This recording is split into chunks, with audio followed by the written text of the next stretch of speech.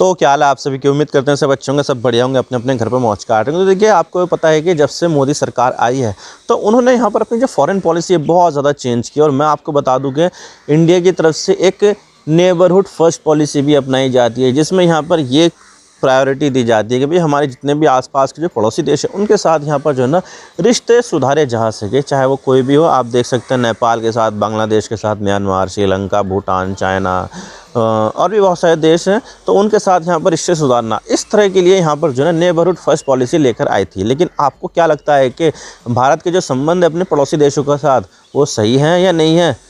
आप देख सकते हैं खुद ही नेपाल में क्या हालत है, चाइना के साथ क्या हालत है, पाकिस्तान के तो आपको पता ही है दुश्मन शुरू से ही है वो, बांग्लादेश में स्थिति कैसी है, म्यांमार में स्थिति कैसी है। तो भाई आपको देखकर ऐसा लग रहा होगा कि भाई यहाँ पर ये जो नेबरहुड फर्स्ट पॉलिसी है ना वो पूरी तरह से फेल हो गई है। और 2024 में भी कुछ ऐसा हुआ है कि भाई यहाँ पर जो नेबरहुड फर्स्ट पॉलिसी है वो यहाँ पर कोई इतना अच्छा खास काम करी नहीं है, और ना मैं कहूँ तो ये जो है ना बेअसर साबित हुई है। तो आज इसके बारे में पूरी डिटेल के साथ बात करते हैं। भाई 2024 के साल में भारत के जो रिश्ते हैं अपने नेबरहुड के साथ वो कैसे रहे हैं, सब बात करते हैं। लेकिन उससे पहले आप चैनल पर नए हो ना, सब्सक्राइब जरूर कर देना। वीडियो को चाहे लाइक करो डिसलाइक करो, लेकिन चैनल को सब्सक्राइब जरूर कर देना। तो चलो शुरू कर दो। तो सबसे पहले हम बात करते हैं यहाँ पर बांग्लादेश के मामले में। तो देखिए, बांग्लादेश में जब तक शेख हसीना थी तो तब तक यहाँ पर जो है ना बहुत ही अच्छे संबंध थे, यहाँ पर बहुत ही बढ़िया मामला चल रहा था। दोनों देशों के बीच में व्यापार भी खूब होता था और दोनों देशों के बीच में सहयोग भी खूब होता था, और दोनों देशों की जो बॉर्डर पर सिक्योरिटी थी वो भी यहाँ पर ठीक ठाक ही रहती थी। लेकिन जब से यहाँ पर जो है ना प्रोटेस्ट हुए हैं और उसके बाद यहाँ पर जो शेख हसीना है उन्होंने अपना देश छोड़कर इंडिया में शरण ली है, तो उसके बाद तो कहानी पूरी तरह से पलट गई। और यहाँ पर जो है ना मोहम्मद यूनुस सत्ता में आ गए। हालांकि देखा जाए तो वो कोई चुनाव जीत कर नहीं आए हैं, उन्होंने भी यहाँ पर जो है ना सत्ता से शेख हसीना को बेदखल करने के बाद यहाँ पर कमान संभाली, और वो भी यहाँ पर सेना के जो सहयोग है उसकी वजह से यहाँ पर जो है ना इंटरिम सरकार के प्रमुख बने हैं। तो यहाँ पर जो मोहम्मद यूनुस की जो सरकार है ना वो यहाँ पर कोई चुन के आई हुई सरकार नहीं है, लेकिन यहाँ पर ये प्रोटेस्ट से निकली हुई एक सरकार के मुखिया हैं। तो यहाँ पर जो है ना उनकी जो पॉलिसीज़ है तो वो यहाँ पर पाकिस्तान और चाइना की तरफ टिल्ट होती जा रही है, जबकि यहाँ पर इंडिया के अगेंस्ट होती जा रही है ये।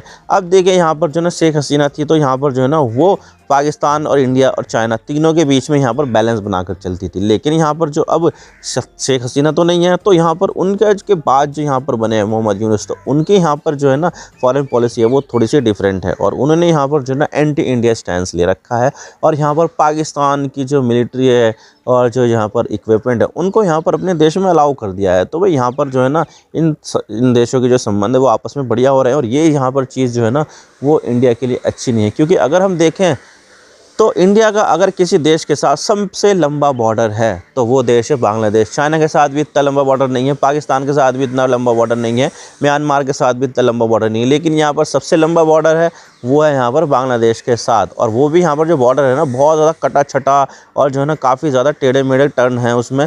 तो यहाँ पर जो है ना बहुत ज़्यादा जो है ना लंबा बॉर्डर है, और यहाँ पर अगर बांग्लादेश भी अगर एंटी इंडिया हो जाए तो ये इंडिया के लिए अच्छी बात नहीं है। और यहाँ पर बांग्लादेश की जो स्थिति है वो भी यहाँ पर काफ़ी ज़्यादा इंपॉर्टेंट है, और वो यहाँ पर आता है चिकन नेक के बराबर में।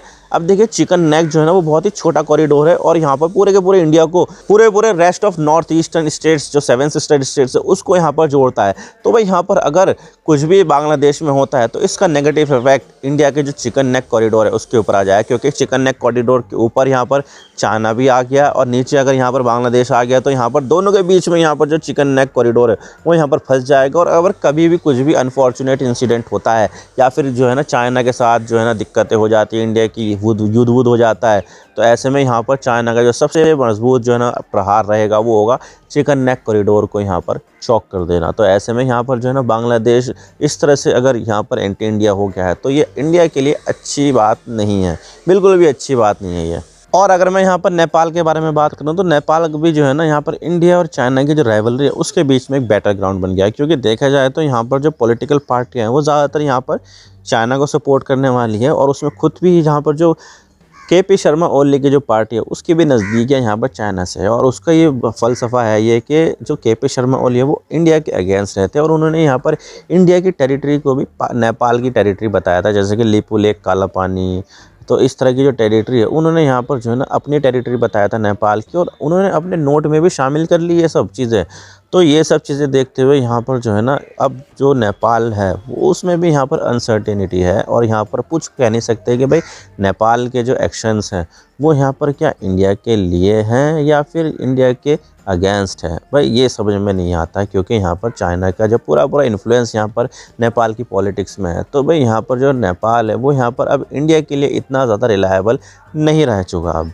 और अगर मैं यहाँ पर अगर श्रीलंका के बारे में बात करूँ तो श्रीलंका जो है ना फाइनेंशियल क्राइसिस से अभी तक भी जूझ रहा है, और यहाँ पर जो है ना बहुत ज़्यादा फाइनेंशियल के मामले जो है ना श्रीलंका के अगेंस्ट चल रहे हैं, क्योंकि जो श्रीलंका है ना वो एक टूरिज़्म इकोनॉमी की तरह था। अब वहाँ पर जो है ना टूरिज़्म सबसे बड़ा कारोबार है, और जो टूरिज़्म से आमदनी होती है उससे यहाँ पर देश चलता है। लेकिन जब से यहाँ पर कोविड का दौर आया तो पूरी दुनिया में लॉकडाउन लग गया, और जो टूरिज़्म सेक्टर है वो दुनिया का सबसे ज़्यादा प्रभावित हुआ, और श्रीलंका जो है ना उससे बच नहीं पाया, और उसके बाद आ गए यहाँ पर जो है ना इकोनॉमिक क्राइसिस। अब देखिए यहाँ पर जो है ना लोन ले रखा था बहुत ज़्यादा, क्योंकि श्रीलंका की जो पहले की जो सरकार थी उनकी जो है ना संबंध चाइना के साथ बहुत ज़्यादा मजबूत है। तो चाइना यहाँ पर जो है ना उनको लोन बांट देता था कि ले लो कोई बात नहीं, तुम्हें जो मर्जी करना वो कर लो, और यहाँ पर जो है ना ये लोन ले लो, जब वैसे जो है ना मर्जी चुका देना इसको। तो लोन तो ले लिया, लेकिन यहाँ पर उसकी जो इंटरेस्ट रेट था वो डिस्क्लोज़ किए ही नहीं गए थे कि भाई इंटरेस्ट रेट क्या होगा। अब देखिए यहाँ पर जैसे ही कोविड का दौर आया और यहाँ पर जो है ना टूरिज़्म सेक्टर बर्बाद हो गया, तो उसके बाद यहाँ पर श्रीलंका को महसूस किया कि यार ये तो हमने बहुत बड़ी गलती कर दी, अब जो है ना हम यहाँ पर कैसे चुकाएंगे। और यहाँ पर उसके बाद श्रीलंका के ऊपर चाइना का बहुत ज़्यादा प्रेशर हुआ, और इतना ज़्यादा प्रेशर हुआ कि भाई यहाँ पर बात ये आ गई थी कि जो नेशनल स्ट्रेटेजिक एसेट्स होते हैं ना श्रीलंका ने उसको भी भेज दिया, जिसमें यहाँ पर हम्बनटोटा पोर्ट भी आता है। अब देखिए हम्बनटोटा पोर्ट है वो बहुत ज़्यादा इंपॉर्टेंट पोर्ट है, और यहाँ पर जो है ना हिंद महासागर के लिए काफ़ी ज़्यादा स्पेशल भी हो जाता है। लेकिन मसला यहाँ पर ये आ जाता है कि श्रीलंका यहाँ पर चाइना का पेमेंट ही नहीं दे रहा था, और यहाँ पर लोन की किस्तें बढ़ती जा रही थी, तो उसको भी समझ में नहीं आया कि अब करे तो करे क्या। तो यहाँ पर चाइना ने श्रीलंका के सामने यहाँ पर ये बात रखी है, कोई बात नहीं, तुम किस्तें नहीं दे रहे हो तो कोई दिक्कत नहीं है, हमें आप यहाँ पर जो अपना जो हम्बनटोटा पोर्ट है वो हमें लीज़ पर दे दो, और यहाँ पर हम उसको मैनेज करेंगे। तो श्रीलंका को ये सब चीज़ें अच्छी लगी, और उन्होंने यहाँ पर जो है ना हम्बनटोटा पोर्ट लीज़ पर चाइना को दे दिया, और तब से यहाँ पर जो ये हम्बनटोटा पोर्ट है इंडिया के लिए सरदर्दी लेकर आया, क्योंकि यहाँ पर कभी कुछ शिप आ जाती है, कभी कुछ आ जाता है, और पता ही नहीं चलता कि भाई यहाँ पर ये जो श्रीलंका का जो हम्बनटोटा पोर्ट है वो चाइना अपने कमर्शियल इस्तेमाल के लिए इस्तेमाल कर रहा है या फिर आसपास के देशों पर निगरानी रखने के लिए। तो कुछ नहीं कह सकते यहाँ पर, चाइना का तो भरोसा ही नहीं करना चाहिए। तो ऐसे में यहाँ पर जो है ना ये सब चीज़ें चल रही थी, और अभी रिसेंटली यहाँ पर जो है ना दिसानायके के जो अभी श्रीलंका के जो प्रेसिडेंट है उन्होंने यहाँ पर विज़िट किया इंडिया को, और यहाँ पर ये लग रहा था कि भाई यहाँ पर जो संबंध है वो यहाँ पर बहुत ज़्यादा अच्छे हो जाएंगे। कुछ यहाँ पर संबंध अच्छे हो भी रहे हैं, लेकिन यहाँ पर फिर भी जो दिसानायके हैं ना वो कम्युनिस्ट पार्टी से बिलोंग करते हैं, और कम्युनिस्ट पार्टी का जो संबंध है वो यहाँ पर इंडिया के साथ अच्छा नहीं है, जबकि यहाँ पर जो चाइना है उसके साथ यहाँ पर अच्छा माना जाता है, क्योंकि चाइना में भी कम्युनिस्ट पार्टी है और श्रीलंका में भी कम्युनिस्ट पार्टी है। तो जहाँ जहाँ पर कम्युनिस्ट पार्टी होगी आपस में उनका सहयोग ज़्यादा होगा। तो भाई एक नेबर होने के नाते जो श्रीलंका है वो अपना जो फॉरेन पॉलिसी है उसमें यहाँ पर बैलेंस लाने की कोशिश कर रहा है, लेकिन फिर भी देखा जाए तो यहाँ पर उनकी जो पॉलिसीज़ है वो चाइना के फेवर में ज़्यादा जाती है। तो श्रीलंका से भी यहाँ पर जो है ना इंडिया की जो फॉरेन पॉलिसी है उसके ऊपर यहाँ पर काफ़ी ज़्यादा असर पड़ा है। और अगर हम मालदीव के बारे में बात करें तो मालदीव में यहाँ पर जो मोहम्मद म्यूज़ी का जो चुनाव हुआ था वो यहाँ पर सरदर्दी लेकर आ गया था कि भाई यहाँ पर जो मोहम्मद म्यूज़ी है वो एंटी इंडिया है, क्योंकि उन्होंने जो चुनाव लड़ा था वो एंटी इंडिया रिटोरिक पर ही लड़ा था। उन्होंने यहाँ पर नारे दिए थे कि इंडिया को बैक, इंडिया यहाँ पर जो है ना उनका वेलकम नहीं है, ये है वो है।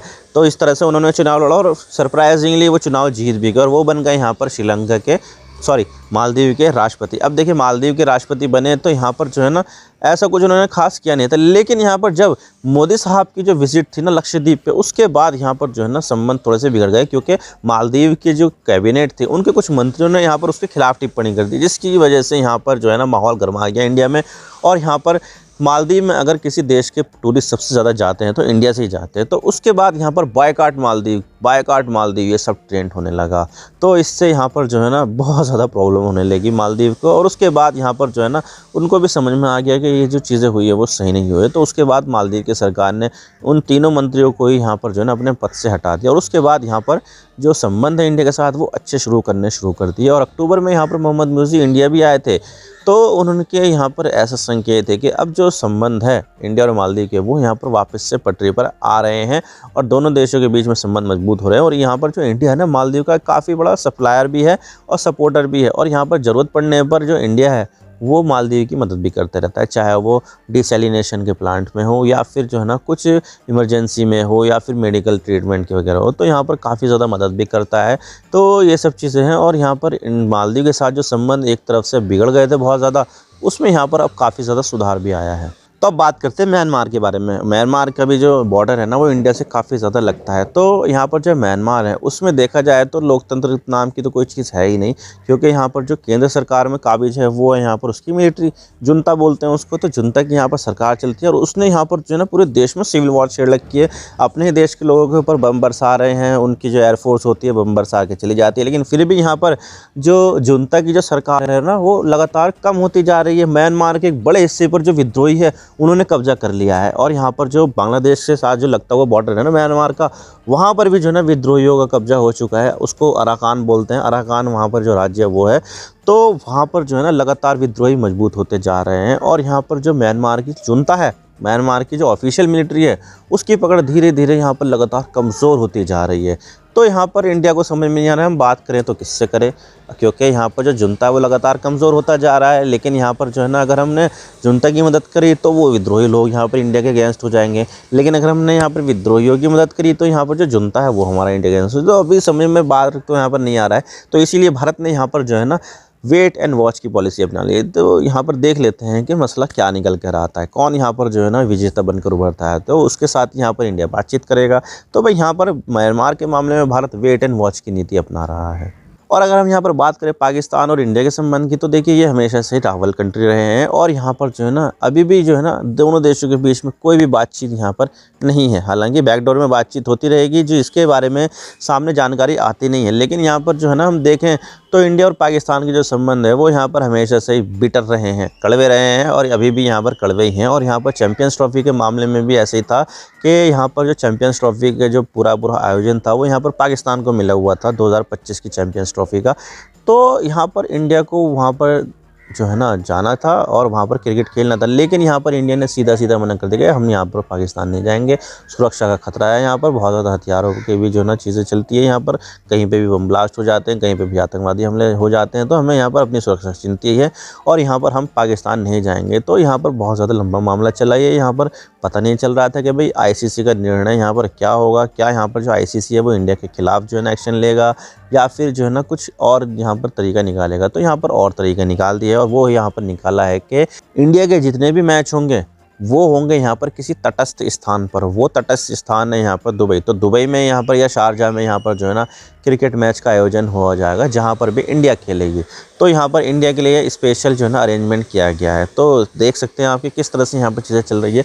और इसके अलावा यहाँ पर जो है इंडिया और पाकिस्तान आर्म्स रेस में भी हैं, जहाँ पर पाकिस्तान को चाइना की तरफ से 5th जनरेशन के फाइटर एयरक्राफ्ट J-35 मिल रहा है। तो वहीं इंडिया भी यहाँ पर का जो AMCA जो फाइटर जेट है वो यहाँ पर बना रहा है। हालांकि उसके इंजन में भी जो है ज़्यादा दिक्कतें आ रही है और अभी भी यहाँ पर जो है ना ये प्रोटोटाइप स्टेज में ही है और 2035 तक इसका जो मास प्रोडक्शन है वो यहाँ पर शुरू होगा। तो तब तक तो यहाँ पर इंडिया के पास 5th जनरेशन का फाइटर जेट आने नहीं वाला, लेकिन उससे पहले ही यहाँ पर जो है ना 2 साल के अंदर पाकिस्तान के पास 5th जनरेशन का फाइटर एयरक्राफ्ट यहाँ पर चाइना की तरफ से प्रोवाइड कर दिया जाएगा, जिसकी वजह से यहाँ पर जो पाकिस्तान की जो एयरफोर्स है वो कहीं ना कहीं यहाँ पर जो है ना इंडिया के साथ यहाँ पर 20 साबित हो रही है। 19 यहाँ पर इंडिया की और 20 पाकिस्तान की हो जाएगी अगर यहाँ पर 5th जनरेशन का फाइटर एयरक्राफ्ट पाकिस्तान को मिल जाता है तो, क्योंकि यहाँ पर 5th जनरेशन का फाइटर एयरक्राफ्ट इंडिया के साथ पास नहीं है। इंडिया के पास जो सबसे ज़्यादा एडवांस है वो है रफ़ाल और वो भी यहाँ पर 4.5 जनरेशन का एयरक्राफ्ट है। तो यहाँ पर ये सब चीज़ें हैं और यहाँ पर जो है ना पाकिस्तान और इंडिया की जो ये मिलिट्री के मामले राइवलरी वो यहाँ पर चली रही है। लेकिन अगर यहाँ पर हम देखा जाए तो भारत के जो संबंध है वो सबसे ज़्यादा किसके साथ इंप्रूव हैं, तो वो है यहाँ पर चाइना के साथ। चाइना के साथ यहाँ पर जो इंडिया के जो संबंध है वो यहाँ पर इंप्रूव होते जा रहे हैं और इसके पीछे सबसे बड़ी वजह ये है अमेरिका में ट्रम्प का राष्ट्रपति बन जाना। क्योंकि जो ट्रम्प है ना वो यहाँ पर अपनी अमेरिका फर्स्ट की नीति अपनाते हैं। उनका तो यहाँ पर नारा भी था मागा मेक अमेरिका ग्रेट अगेन। तो उनका यहाँ पर जो नारा था तो उनकी जो पूरी नीति है वो अमेरिकी फर्स्ट को लेकर है, जिसकी वजह से यहाँ पर जो है ना अमेरिका ने चाइना के ऊपर भी धमकी दे दी कि भाई मैं राष्ट्रपति बना तो इसके ऊपर टैक्स लगा दूंगा, टैरिफ लगा दूंगा, यहाँ पर महंगा कर दूंगा, चाइना की तरफ से सामान आता है उसके ऊपर। और इंडिया को लेकर यहाँ पर ये कहा कि भाई इंडिया यहाँ पर बहुत ज़्यादा टैक्स लगाता है, टैक्स का अब्यूज़र है और अब मैं यहाँ पर राष्ट्रपति बनता हूँ। तो यहाँ पर जो है ना जितना भी इंडिया टैक्स लगाता है अमेरिका के सामानों के साथ, उसके ऊपर रेसिप्रोकल टैक्स लगा दूंगा, यानी कि जितना सामान के ऊपर इंडिया टैक्स लगाता है उतने सामान के ऊपर मैं टैक्स लगा दूंगा। तो इससे कहीं ना कहीं यहाँ पर जो है ना दोनों देशों को भी जो है ना अर्जेंट नीड थी कि भाई यहाँ पर ये सब चीज़ें चलने नहीं वाली है, और यहाँ पर जो है ना हमारे जो संबंध है ट्रेड के मामले में वो यहाँ पर इतने अच्छे होने नहीं वाले हैं अमेरिका के साथ।